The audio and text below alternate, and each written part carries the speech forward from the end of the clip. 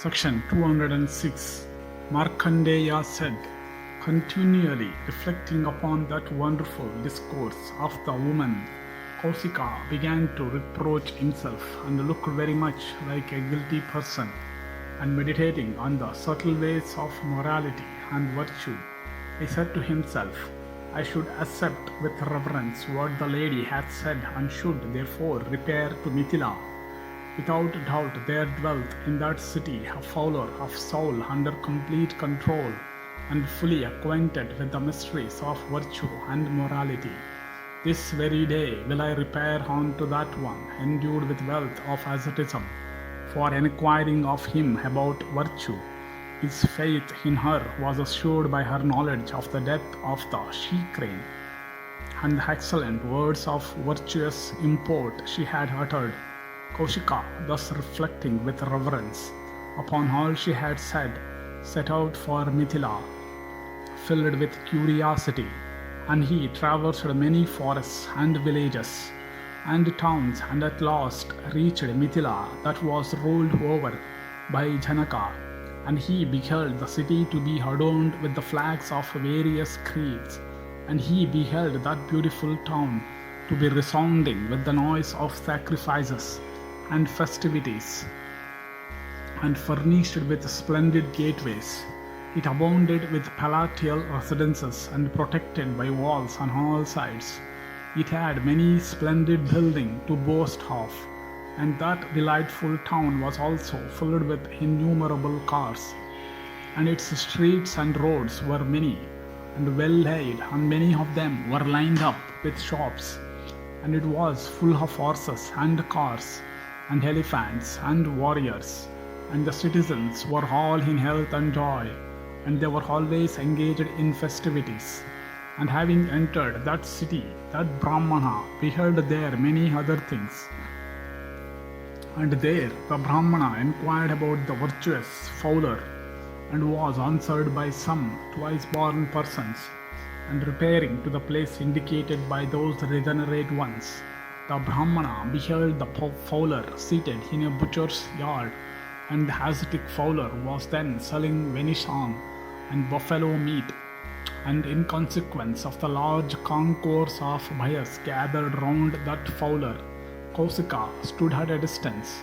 But the fowler, apprehending that the Brahmana had come to him, suddenly rose from his seat and went to that secluded spot where the Brahmana was staying, and having approached him there, the fowler said, I salute thee, O Holy One. Welcome art thou, O thou best of Brahmanas. I am the fowler, blessed be thou. Command me as to what I may do for thee. The word that the chaste woman said unto thee, viz. Repair thou to Mithila, are known to me. I also know for what purpose thou hast come hither. Hearing these words of the fowler, that Brahmana was filled with surprise, and he began to reflect inwardly, saying, this indeed is the second marvel that I see. The fowler then said unto the Brahmana, saying, thou art now standing in place that is scarcely proper for thee, O sinless one. If it pleasest thee, let us go to my abode, O Holy One. Markandeya continued, so be it, said the Brahmana unto him, gladly, and thereupon the fowler proceeded towards his home, with the Brahmana walking before him, and entering his abode that looked delightful. The fowler reverenced his guest by offering him a seat, and he also gave him water to wash his feet and face, and accepting these, that best of Brahmanas, sat at his ease. And he then addressed the fowler, saying, it seems to me that this profession doth not befit thee. O fowler, I deeply regret that thou shouldst follow such a cruel trade. At these words of the Brahmana, the fowler said, this profession is that of my family, myself having inherited it from my sires and grandsires. O regenerate one, grieve not for me, owing to my adhering to the duties that belong to me by birth, discharging the duties ordained for me beforehand by the Creator, I carefully serve my superiors and the hold. O thou best of Brahmanas, I always speak the truth, never envy others, and give to the best of my power. I live upon what remaineth after serving the gods, yes, and those that depend on me. I never speak ill of anything, small or great. O thou best of Brahmanas, the actions of a former life always follow the doer. In this world there are three principal professions, viz. Agriculture, rearing of cattle and trade.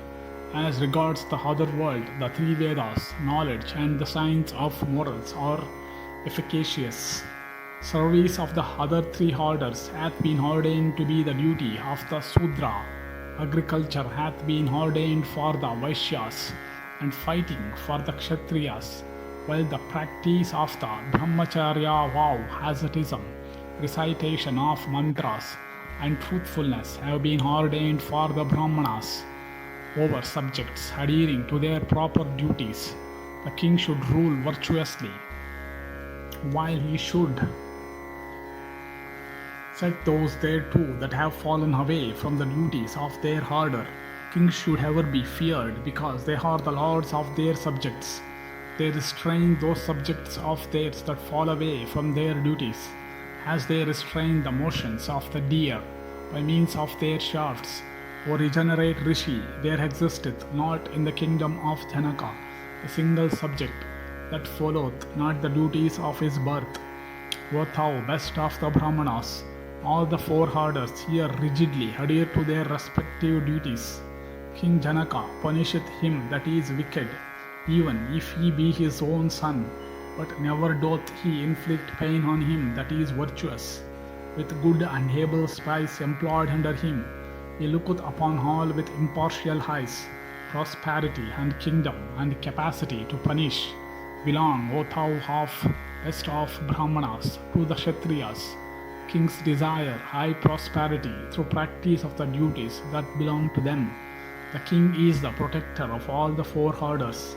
As regards myself, O Brahmana, I always sell pork and buffalo meat without slaying those animals myself. I sell meat of animals, O regenerate Rishi, that have been slain by others.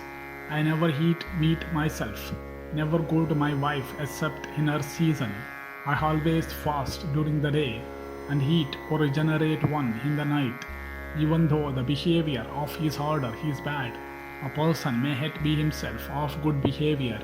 So also a person may become virtuous, although he may be slayer of animals by profession.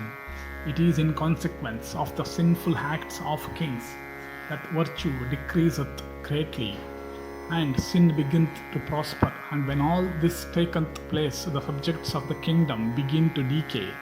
And it is then, O Brahmana, that ill-looking monsters and the dwarfs, and hunchbacked and large-headed waits, and men that are blind or deaf, are those that have paralyzed eyes, or are destitute of the power of procreation, begin to take their birth.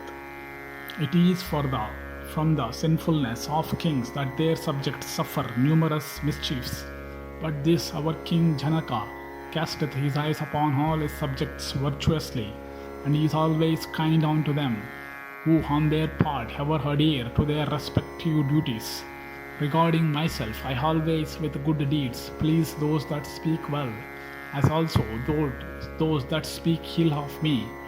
Those kings that live in the observance of their own proper duties, who are always engaged in the practice of acts that are good and honest, who are of souls under complete control, and who are endued with readiness and alacrity, may not depend upon anything else for support in their power. Gift of food to the best of one's power, endurance of heat and cold, firmness in virtue, and a regard and tenderness for all creatures. These attributes can never find place in a person without an innate desire being present in him of separating himself from the world. One should avoid falsehood in speech and should do good with it without solicitation. One should never cast off virtue from lust, from wrath or from malice. One should never joy immoderately at a good turn or grieve immoderately at a bad one. One should never feel depressed when overtaken by poverty, nor when so overtaken abandon the path of virtue. If at any time one doth what is wrong, he should never do its like again. One should always urge his soul to the doing of that which he regardeth as beneficial. One should never return wrong for wrong, but should act honestly by those that have wronged him. That wretched man who desireth to do what is sinful slayeth himself. By doing what is sinful, one only imitates them that are wicked and sinful, disbelieving in virtue, they that mock the good and the pure, saying, There is no virtue, undoubtedly meet with destruction. And sinful man swelleth up like a leather bag, puffed up with wind. The thoughts of these wretches filled with pride and folly are feeble and unprofitable. It is the heart, the inner soul, that discovereth the fool like the sun, that discovereth forms during the day. The fool cannot always shine in the world by means of self-praise. The learned man, however, even if he be destitute of beauty, displayeth his lustre by refraining from speaking ill of others and well of himself. No example, however, can be met with in this world of a person shining brilliantly on account of attributes to be found in him in their reputed measure. If one representeth of a wrong done by him, that repentance washeth off his sin. The resolution of never doing it again saveth him from future sin. Even as, O thou best of Brahmanas, he may save himself from sin by any of those expiations obtained in the scriptures. Even this, O regenerate one, is the Shruti that may be seen in respect of virtue. He that having before been virtuous committeth a sin or committeth it unknowingly may destroy that sin, for virtue, O Brahmana, driveth off the sin that men commit from ignorance. A man, after having committed a sin, should cease to regard himself any longer as a man. No man can conceal his sins. The gods behold what one does, also the being that is within every one.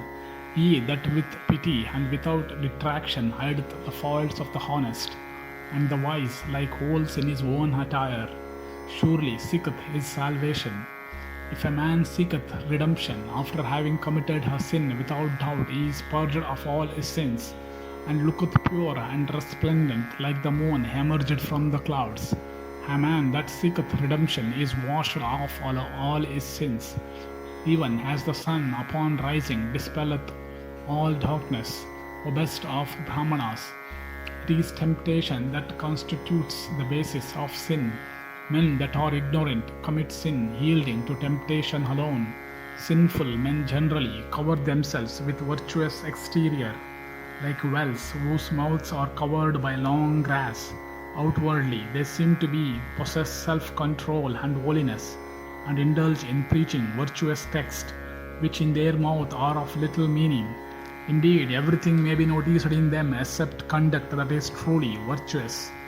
Markandeya continued, At these words, O best of men, of the fowler, that Brahmana, endued with great wisdom, then asked the fowler, saying, How shall I know what is virtuous conduct?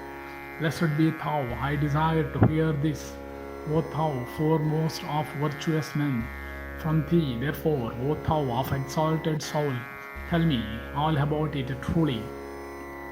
Hearing these words, the fowler replied, saying, O best of Brahmanas, sacrifices, gift, asceticism, the Vedas, and truth, these 5 holy things are ever present in conduct that is called virtuous. Having subjugated lust and wrath, pride, avarice, and crookedness, they that take pleasure in virtue, because it is virtue, are regarded as really virtuous and worthy of the approbation of persons that are virtuous. These persons who are devoted to sacrifices and study of the Vedas have no independent behavior. They follow only the practices of the honest and the good.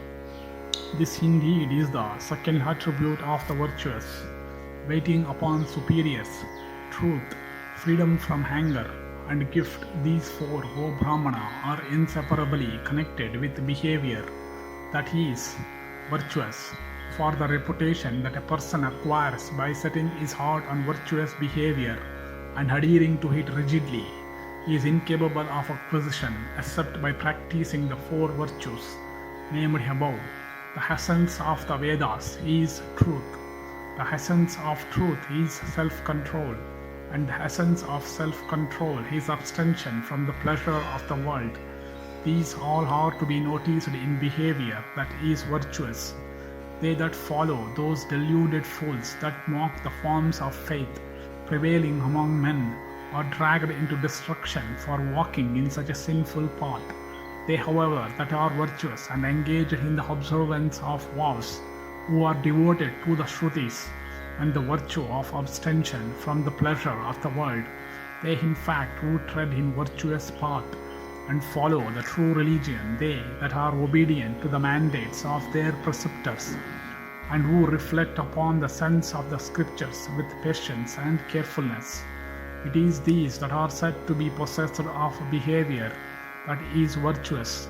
It is these, O Brahmana, that are said to be properly guide their higher intelligence, forsaking those that are atheists, those that transgress virtue's limits, those that are of wicked souls, those that live in sinfulness.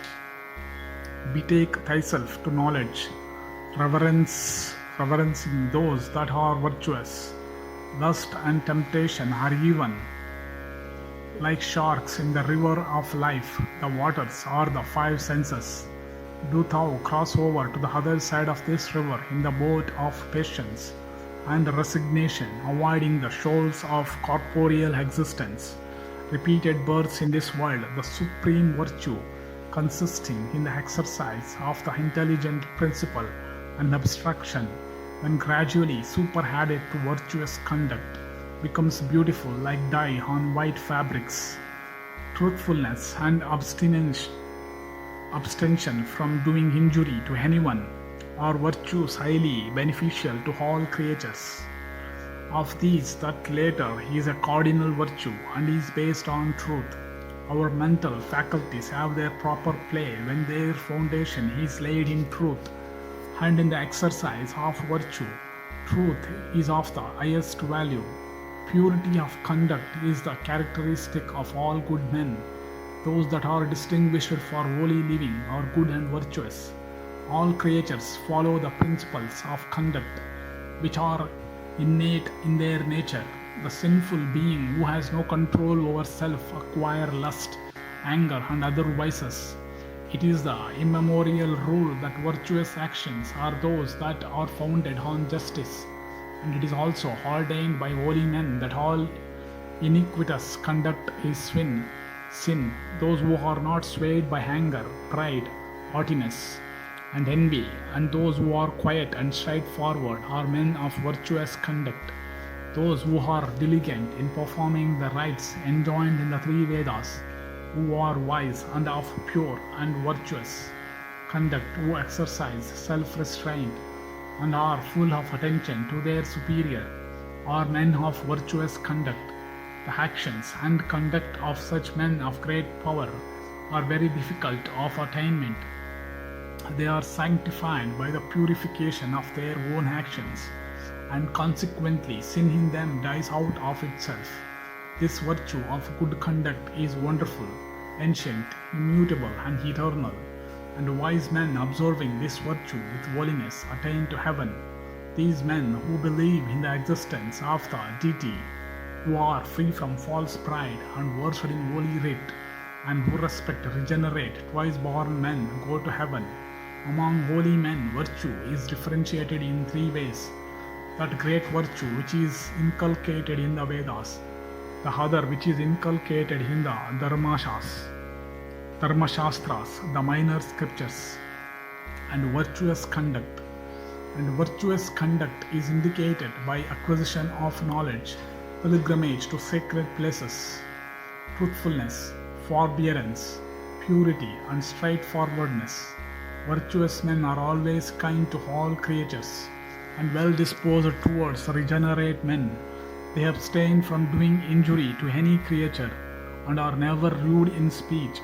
Those good men who know well the consequences of the fruition of their good and evil deeds are commanded by virtuous men.